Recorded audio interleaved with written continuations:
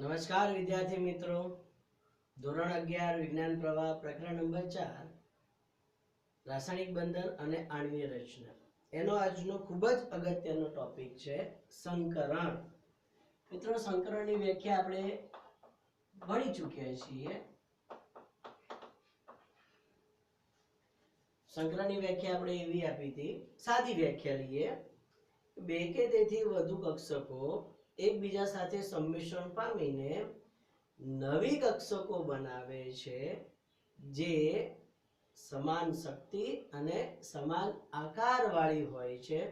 તેને સંકર કક્ષકો કહે છે અને તે ઘટનાને સંકરણ કહેવામાં આવે છે. મિત્રો, આવું જે સંકરણ છે એ આપણે અહીંયા હાલ ત્રણ પ્રકારનું શીખવાનું છે: sp, sp2 અને sp3 સંકરણની આપણે અહીંયા ચર્ચા કરવાની છે. તો સૌપ્રથમ મિત્રો જોઈએ કે પહેલું જે સંકરણ છે તે છે sp સંકરણ. મિત્રો, sp સંકરણ માટે આપણે BeCl2 નું ઉદાહરણ અહીંયા લઈશું. ધારો કે Be એટલે કે બેરિલિયમ ની વાત કરીએ તો એનો પરમાણુ ક્રમાંક 4 છે, એટલે એની ઇલેક્ટ્રોન રચના 1s2 2s2 લખવામાં આવે છે. મિત્રો, બોક્સ ફોર્મેટમાં આપણે એને લખીએ તો આપણે આવું લખી શકીએ: બેરિલિયમ જે મધ્યસ્થ પરમાણુ છે BeCl2 માટે, એની 1s માં 2 ઇલેક્ટ્રોન છે અને 2s જે કક્ષક છે એની અંદર પણ 2 ઇલેક્ટ્રોન આવેલા છે. આ રીતે ઇલેક્ટ્રોનની ગોઠવણી થયેલી છે. મિત્રો, અહીંયા 2s પછી 2p કક્ષક હોય છે જે ખાલી હોય છે. 2px 2py 2pz આ રીતે દર્શાવી શકાય. મિત્રો, આ જે ઇલેક્ટ્રોન રચના દર્શાવી છે એમાં બેરિલિયમની ભૂમિ અવસ્થા દર્શાવેલી છે.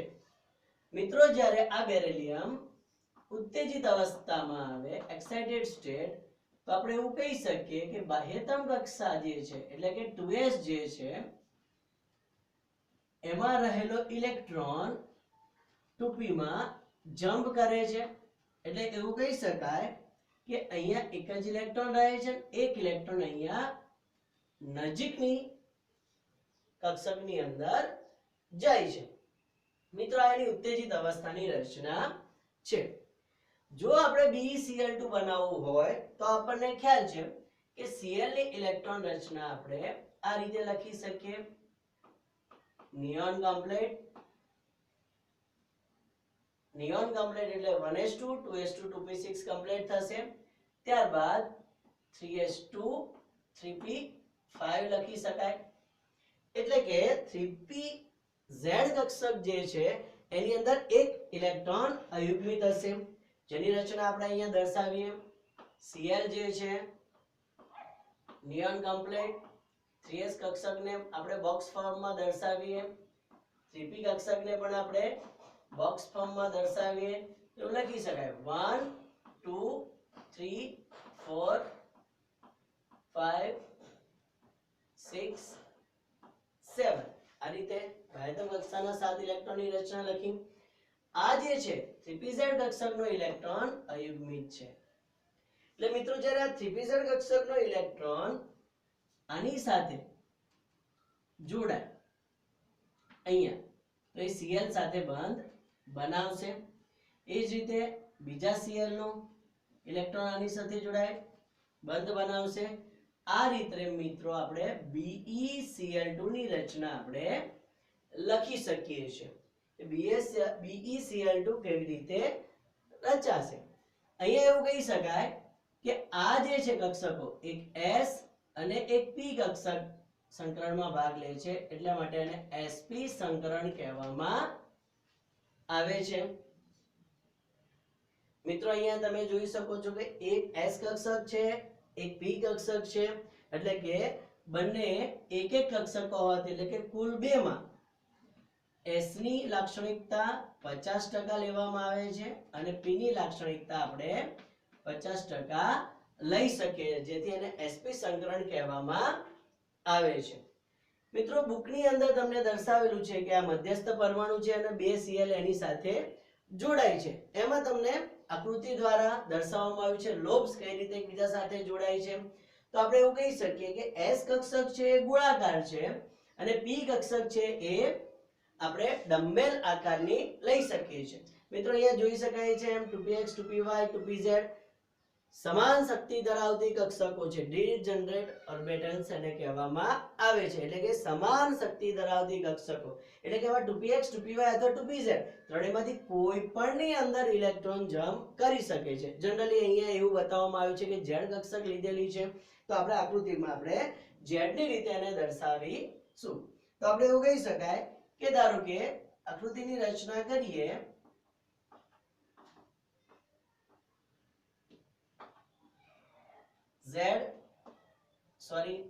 y અને x દર્શાવીએ તો આપણે જે s ઓર્બિટલ છે એ સ્ફેરિકલ આકાર ધરાવે છે, આ રીતે ગોળાકાર એટલે કે સ્ફેરિકલ હોય છે। z કક્ષકની વાત કરીએ તો આપણે એવું કહી શકીએ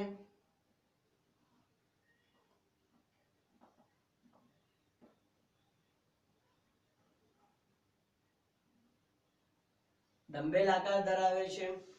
મિત્રો અહીંયા પ્લસ અને માઈનસ સાઇન દર્શાવવામાં આવેલી છે। પ્લસ અને માઈનસ સાઇન જે છે એ એની સમમિતિ દર્શાવે છે, એટલે કે કયા તલમાં આવેલું છે એની આપણને જાણકારી આપે છે। ધન કે ઋણ એ દર્શાવતું નથી, પણ એ તલ દર્શાવવામાં ઉપયોગી છે, આપણે એવું કહી શકીએ। મિત્રો હવે આ S અને P કક્ષકો આ બંને જ્યારે એકબીજાની નજીક આવે અને એકબીજા સાથે જોડાય છે ત્યારે એ વિશિષ્ટ પ્રકારની રચના બનાવે છે, જે આપણે એવું કહી શકીએ કઈ રીતની રચના બનાવશે। મિત્રો આપણે એવું કહી શકીએ કે z કક્ષક છે, બરોબર છે, તો એની ઉપર લોબ્સની ગોઠવણી આપણે એવું કહી શકીએ કે ઇલેક્ટ્રોન ઘનતા જે છે S અને P એકબીજાની નજીક આવે ત્યારે આપણે એવું કહી શકીએ કે ઇલેક્ટ્રોન ઘનતામાં આ રીતે ફેરફાર થશે, એટલે આપણે એવું કહી શકીએ કે પ્લસ પ્લસ માઈનસ અને માઈનસ આ રીતે દર્શાવી શકાય છે। મિત્રો આ જે કક્ષકો છે એ Be પરમાણુ માટેની છે। હવે આવી Be પરમાણુની જે કક્ષકો છે એ આ રીતે આપણે ગોઠવેલી દર્શાવેલી છે અહીંયા, જેની અંદર આપણે લોબ્સ દર્શાવેલા છે આ રીતે પ્લસ પ્લસ માઈનસ માઈનસ। હવે જ્યારે Cl ની z કક્ષક એની સાથે સંયોજાય છે તો એ આ રીતે સંયોજાય છે મિત્રો, આ રીતે બે Cl ની બે 3pz કક્ષકો આ રીતે એની સાથે સંયોજાશે, ધન અને ધન માઈનસ અને માઈનસ, એટલે કે અહીંયા ઇલેક્ટ્રોન ઘનતામાં વધારો થાય છે। ઇલેક્ટ્રોન હોવાની સંભાવના અહીંયા સૌથી વધુ દર્શાવી શકાય છે। મિત્રો આ જે સંમિશ્રણ દર્શાવે છે એ sp સંકરણ કોની અંદર દર્શાવશે? BeCl2 ની અંદર દર્શાવશે। મિત્રો આ જ રીતે જે રચના થાય છે એ BeCl2 ની રચના છે મિત્રો, BeCl આ બંને 3pz કક્ષક છે। 3pz કક્ષક કોની છે? Cl ની। 3pz કક્ષક કોની છે? Cl ની, અને આ બેરિલિયમ પરમાણુની કક્ષકો છે, એનું સંમિશ્રણ થઈને આ રીતે બને છે, જેથી sp સંકરણ હોવાથી એનો બંધખૂણો આપણે 180 ડિગ્રી લખી શકાય છે। તો આપણે એવું કહી શકીએ કે sp સંકરણ થશે અને બંધકોણ 180 ડિગ્રી થશે। આ જે બંધ બને છે એને આપણે સિગ્મા બંધ દ્વારા દર્શાવવામાં આવે છે। મિત્રો આ જ રીતે નેક્સ્ટ સંકરણ છે sp2 સંકરણ।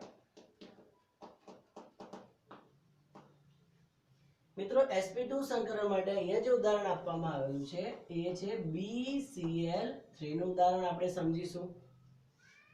અગાઉ જોયું એમ આપણે બોરોન માટે ઇલેક્ટ્રોન રચના લખી શકીએ 1s2 2s2 2p1 કારણ કે આનો પરમાણુ ક્રમાંક 5 છે। એ જ રીતે Cl માટે આપણે ઇલેક્ટ્રોન રચના લખી શકીએ નિયોન કમ્પ્લીટ 3s2 3p5 થશે। હવે મિત્રો અહીંયા આપણે એવું કહી શકીએ કે Cl માટે બોક્સ ફોર્મેટમાં લખીએ 3s અને 3p. ઇલેક્ટ્રોન રચના આપણે અહીંયા આવી રીતે લખી શકીશું. હવે જો બોરોનની ઇલેક્ટ્રોન રચના લખવામાં આવે તો મિત્રો આપણે લખી શકીએ 1s કક્ષક, 2s કક્ષક, 2p કક્ષક. ઇલેક્ટ્રોન ભરીએ 1 2 3 4 5. મિત્રો જ્યારે ઉત્તેજિત અવસ્થામાં આવે તો આપણે B સ્ટારની રીતે એને દર્શાવી શકીએ.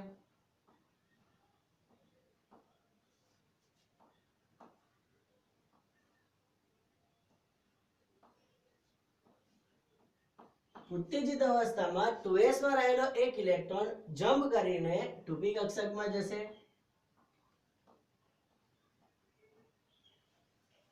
તો મિત્રો અહીંયા એવું કહી શકાય કે જ્યારે બોરોન ઉત્તેજિત અવસ્થામાં હોય છે મધ્યસ્થ પરમાણુ તરીકે, ત્યારે 2s કક્ષક અને 2 2p કક્ષક એકબીજા સાથે સંમિશ્રણ પામે છે અને 3 નવી કક્ષકો બનાવે છે જે સમાન શક્તિ અને સમાન આકાર ધરાવે છે, જેની સાથે ધારો કે Cl નો 3pz ઇલેક્ટ્રોન જોડાય તો આપણને આ રીતે Cl Cl અને Cl જોડાવાથી જે સંકરણ મળે છે એક s કક્ષક 2p એટલે કે sp2 સંકરણ એને કહેવામાં આવે છે. આ જે રચના થશે BCl3 માટેની રચના થશે. મિત્રો આ રીતે આપણે sp2 સંકરણ BCl3 માં સમજાવી શકાય છે. મિત્રો બુક પ્રમાણે જોઈએ તો એમાં કહેવામાં આવ્યું છે કે એક s કક્ષક, એક py કક્ષક અને એક pz કક્ષક સંમિશ્રણ પામે છે. મિત્રો આ જે કક્ષકો છે એક s અને 2p છે. આ 2p કક્ષકો છે અને એક s કક્ષક અહીંયા દર્શાવેલી છે. મિત્રો જો એને આપણે દર્શાવીએ તો આ રીતે આપણે એને દર્શાવી શકીએ. મિત્રો p કક્ષક જે છે એને દર્શાવવાની રીત આપણને ખ્યાલ છે, પ્લસ માઈનસ. મિત્રો એ જ રીતે અહીંયા આપણે ધારો કે આમ દર્શાવી શકીએ પ્લસ માઈનસ. અને મિત્રો આપણે એવું કહી શકીએ એની અંદર s સ્ફેરિકલમાં છે એવું આપણે કહી શકીએ. તો જ્યારે આ કક્ષકો એકબીજામાં સંમિશ્રણ પામે છે તો એ આ પ્રકારની રચના ઉત્પન્ન કરે છે. આ રીતે મિત્રો દર્શાવી શકાય.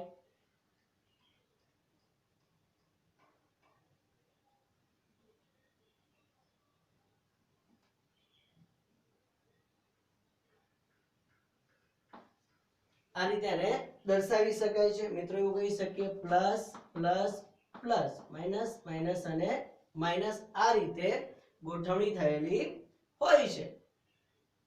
મિત્રો આ જે છે રચના એ બોરોન પરમાણુ માટે s અને 2p કક્ષકો એટલે કે sp2 સંકરણ માટેની વાત છે. એની સાથે જ્યારે Cl નો 3pz ઇલેક્ટ્રોન એની સાથે જોડાય છે તો આપણે એવું કહી શકીએ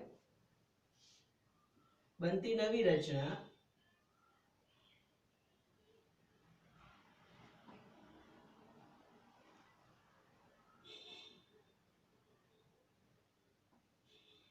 મિત્રો આની સાથે એવું કહી શકાય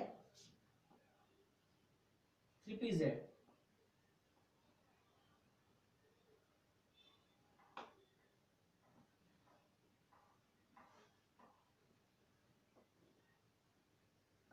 જોડાય છે પ્લસ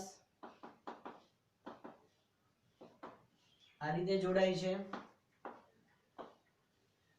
તો આપણે એવું કહી શકીએ કે આ જે રચના બને છે એ BCl3 માટે બને છે એટલે કે બોરોન અને 3 Cl આ રીતેની સાથે જોડાયેલા હોય છે, જેથી આ બનતો બંધ ખૂણો છે એ 120 ડિગ્રીનો થશે એટલે કે BCl3 માં સંકરણ sp2 થશે અને બંધ ખૂણો 120 ડિગ્રી થશે.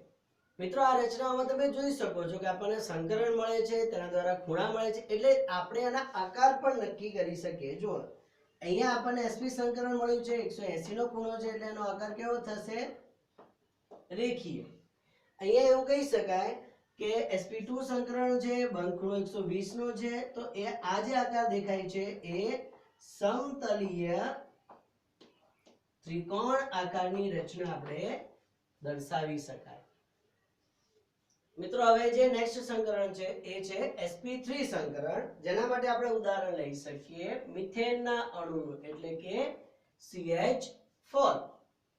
મિત્રો અહીંયા કાર્બન મધ્યસ્થ પરમાણુ છે જેની ઇલેક્ટ્રોન રચના 1s2 2s2 2p2 લઈ શકાય કારણ કે એનો પરમાણુ ક્રમાંક 6 છે. હાઇડ્રોજનની વાત કરીએ તો એની ઇલેક્ટ્રોન રચના 1s1 તરીકે લઈ શકીએ. મિત્રો કાર્બન મધ્યસ્થ પરમાણુ હોવાથી અને બોક્સ ફોર્મેટમાં દર્શાવીએ આપણે તો એવું કહી શકીએ કે 1s એમાં 2 ઇલેક્ટ્રોન છે, 2s એમાં 2 ઇલેક્ટ્રોન છે અને 2p એની અંદર પણ 2 ઇલેક્ટ્રોન રહેલા છે. હવે જ્યારે કાર્બન ઉત્તેજિત અવસ્થામાં આવે એટલે કે C સ્ટાર આપણે એને દર્શાવીએ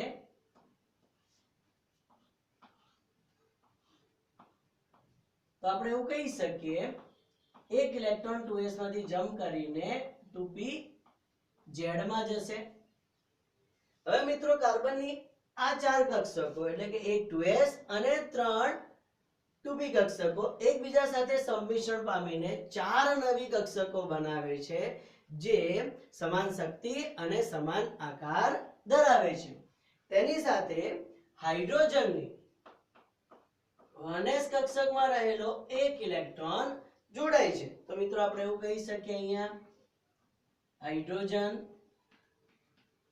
હાઇડ્રોજન હાઇડ્રોજન અને હાઇડ્રોજન એટલે અહીંયા કહી શકાય કે એક s અને 3 p કક્ષકો જોડાય છે એટલે સંકરણ કયું થશે sp3 સંકરણ થશે જે આપણે CH4 માટે લખી શકીએ છીએ.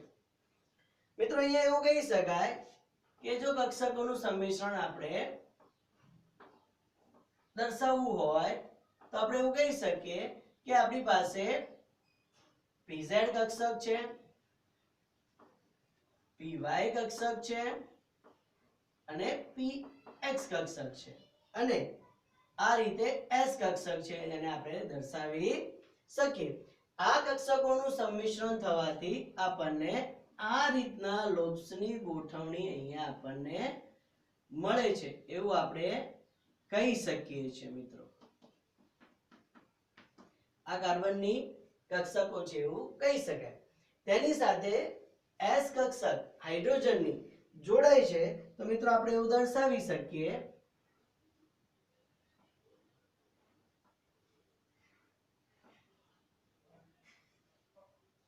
એવું કહી શકાય કે હાઇડ્રોજન ની s કક્ષક આ રીતે એની સાથે જોડાશે 1s કક્ષક છે.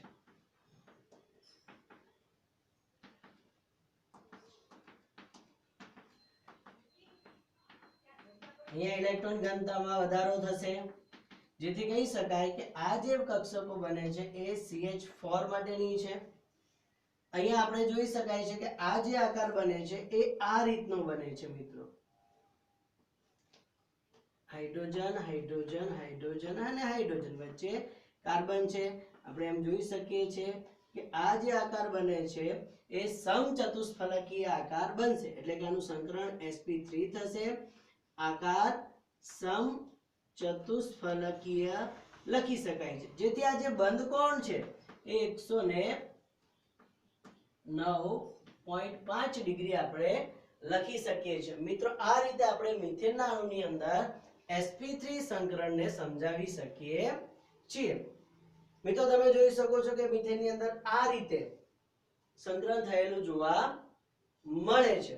અહીંયા આપણે એવું કહી શકાય અગાઉ જોયું એમ કે આપણે sp કક્ષકો sp2 કક્ષકો અને sp3 કક્ષકો એટલે કે એક s અને એક p, એક s અને 2p કક્ષક, એક s અને 3p કક્ષકો એકબીજા સાથે સંમિશ્રણ પામે છે. તો આ સંકરણમાં s ની લાક્ષણિકતા 50%, p ની લાક્ષણિકતા પણ 50% લખી શકાય. અહીંયા કુલ 3 કક્ષકો પૈકી એક ભાગ s છે એટલે આપણે 33% કહી શકીએ અને બાકીનો ભાગ છે p કક્ષકોનો છે. એ જ રીતે અહીંયા sp3 એટલે કે 4 કક્ષકો પૈકી એક ભાગ આનો છે એટલે કે s નો છે એટલે 25% લાક્ષણિકતા અને બાકીની લાક્ષણિકતા જે છે p કક્ષકની છે એવું કહી શકાય. એટલે કે આ રીતે આપણે s લાક્ષણિકતાને પણ આપણે દર્શાવી શકીએ છીએ. મિત્રો અહીંયા જે મિથેનની વાત કરીએ sp3 સંકરણ એવું સંકરણ આપણે એમોનિયાના અણુમાં પણ દર્શાવી શકીએ છીએ. મિત્રો NH3 માં સંકરણ દર્શાવીએ તો એવું કહી શકાય નાઇટ્રોજન જે છે એની ઇલેક્ટ્રોન રચના 1s 2s અને 2p તરીકે આપણે દર્શાવી શકીએ છીએ. 1 2 3 4 5 6 7 આ રીતે ઇલેક્ટ્રોન ગોઠવાયેલા છે. મિત્રો અહીંયા પાછળ કોઈ કક્ષક પેટા કક્ષક ખાલી ન હોવાથી ઇલેક્ટ્રોન જમ્પ કરી શકતા નથી. એટલે આપણે એવું કહી શકીએ કે હાઇડ્રોજનનો જે 1s ઇલેક્ટ્રોન છે એ આની સાથે જોડાય છે. એટલે આપણે એવું કહી શકીએ કે એક 2s કક્ષક અને 3 2p કક્ષક ભાગ લેતે હોવાથી સંકરણ sp3 થશે. મિત્રો જ્યારે પણ sp3 સંકરણ થાય છે એટલે આકાર એનો સમચતુષ્ફલકીય ગણવામાં આવે છે. તો મિત્રો અહીંયા એવું દર્શાવી શકાય કે નાઇટ્રોજન જે છે એની એક 2s કક્ષક અબંધકારક ઇલેક્ટ્રોન યુગ્મની છે જે સંકરણમાં ભાગ લે છે પરંતુ બંધ બનાવવામાં ભાગ લેતી નથી. અને તેની સાથે 3 હાઇડ્રોજન જે છે એની કક્ષકો એની 3 2p કક્ષકો સાથે જોડાયેલી હોય છે આ રીતે. એટલે કે આપણે એવું કહી શકીએ કે નાઇટ્રોજન અબંધકારક ઇલેક્ટ્રોન યુગ્મ અને 3 હાઇડ્રોજન આ રીતે ગોઠવાયેલા હોય છે. મિત્રો અહીંયા VSEPR પદ્ધતિ પ્રમાણે આ થિયરી પરથી એવું કહી શકાય કે લોન પેર વચ્ચેનું અપાકર્ષણ સૌથી વધુ હોય છે લોન પેર બોન્ડ પેર કરતા અને એનું અપાકર્ષણ વધુ હોય છે બોન્ડ પેર કરતા. જેથી કરીને આ કક્ષકોના અપાકર્ષણ કરતા આ કક્ષકો સાથેનું અપાકર્ષણ વધુ હોવાથી આ જે બંધ ખૂણો છે એ નાનો થઈ જાય છે. એટલે કે 107 ડિગ્રી થઈ જાય છે. મિથેન અણુની સાપેક્ષમાં આ બંધ ખૂણામાં ઘટાડો થાય છે કારણ કે અહીંયા અબંધકારક ઇલેક્ટ્રોન યુગ્મ આવેલું છે. મિત્રો એ જ રીતે H2O માં આપણે ચર્ચા કરીએ તો મધ્યસ્થ પરમાણુ ઓક્સિજન છે.